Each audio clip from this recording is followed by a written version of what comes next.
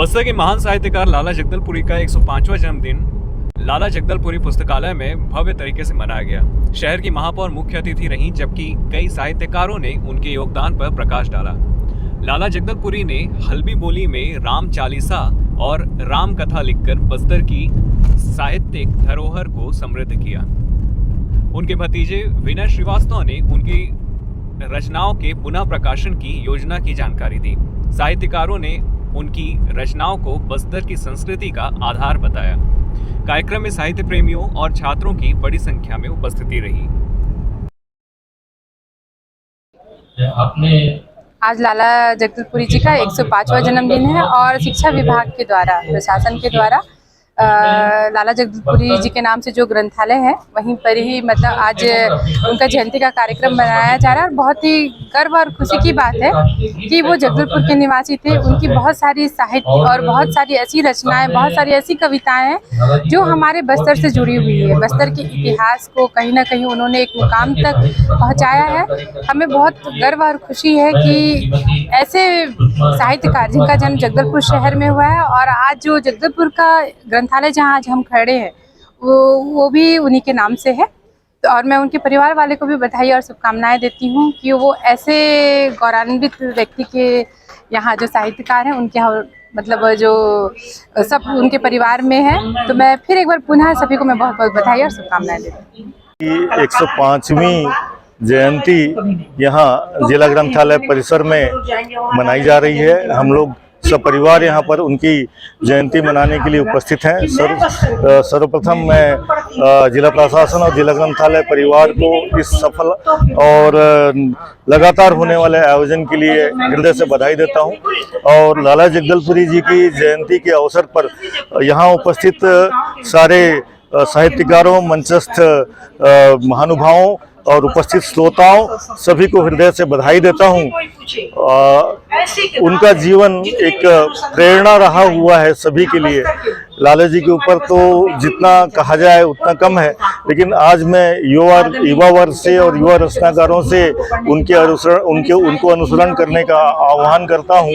उन्होंने जिस प्रकार से विपरीत परिस्थितियों में और अभावों में अपनी लेखनी को लगातार जिंदा रखा और कभी उनके सामने कोई बहाना नहीं था, एक पैशन के तरीके से वो हर स्थितियों में लगातार लिखते रहे। काफ़ी कुछ काम दूसरा उन्होंने किया, लेकिन वो उनको रचा नहीं। बहुत गरीबी के समय में भी जब कभी कुछ होता नहीं था, घर में कई बार चूल्हा भी जलना मुश्किल होता था, ऐसे समय में वो लगातार लिखते रहे, उनकी लेखनी चलती रही, उसी से उनका आजीविका चला। बाद में काफ़ी लंबे समय के बाद जब उनको वित्तीय सहायता हमारे यहाँ मुख्यमंत्री तत्कालीन अर्जुन सिंह जी माननीय और माननीय डॉक्टर रमन सिंह जी के आने के पश्चात उनको वित्तीय सहायता मिलनी चालू हुई, तो थोड़ा सा स्थिति पारिवारिक संभला और उसके बाद जो है वो धीरे धीरे कुछ अंतर आने लगा।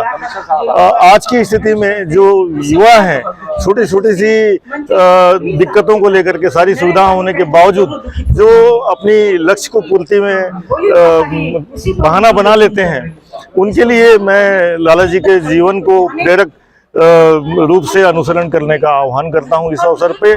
और हमारा परिवार गौरवान्वित है।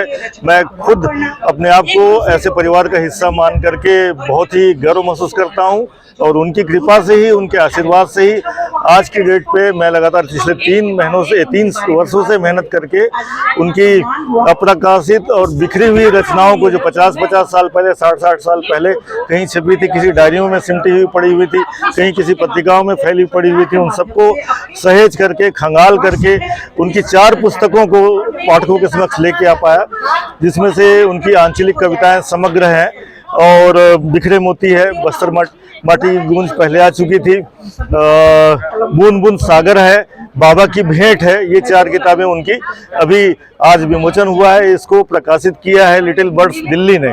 और इसके साथ ही मेरी एक खुद की पुस्तक जो है बोल बत्तीसा, जो लोक व्यवहार पर दोहों की शक्ल में एक अनूठी किताब है। आज तक के हिंदी में दोहों की शक्ल में लोक व्यवहार पर कोई पुस्तक अभी तक प्रस्तुत नहीं हुई है, तो मैंने एक प्रयास किया हुआ है, उसका मैं समझता हूँ अच्छा मूल्यांकन होगा। तो आज की डेट में लाला जी के आशीर्वाद से मैं ये सब कर पाया, मैं अपने आप को धन्य महसूस करता हूँ। और हमारे परिवार को उनका भरपूर स्नेह मिला और उनका आशीर्वाद हमारे पूरे परिवार पर बना हुआ है, साहित्य प्रेमियों पर बना हुआ है, पूरे शहर पर बना हुआ है। आज की डेट पे, आज की तिथि पे हम सपरिवार उन्हें सादर नमन करते हैं। कदर नहीं है, साहित्यकारों को जानते हैं और उनकी किताबों को भी पढ़ते हैं। कोई यदि आपको कहे आज कि आप लक्ष्मी नारायण पयोधी जी को पढ़ते हैं तो शायद बहुत जिला ग्रंथालय उसी के स्थान लाला पर जगदलपुरी प्रेमचंद को की विशालाई जी किताबों में है तो आप पढ़ लेते हैं।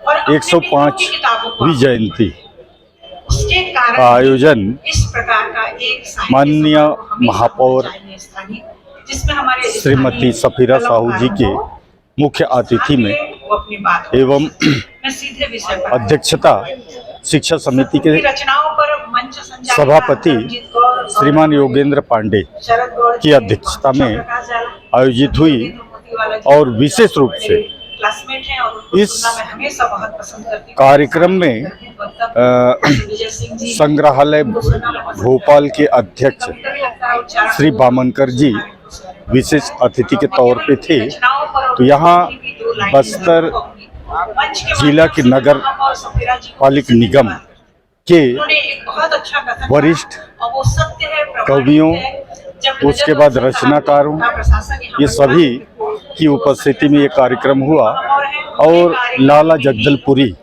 ये लाला जगदलपुरी नाम की और वो जो संग्रहालय है रचना, उनके द्वारा लिखी गई पुस्तकें के बारे में विभिन्न कवियों ने उनकी व्याख्या की और सभी कवि और रचनाकारों को जिला प्रशासन और शिक्षा विभाग के द्वारा उन्हें शाल और श्रीफल देके उनको सम्मानित किया गया।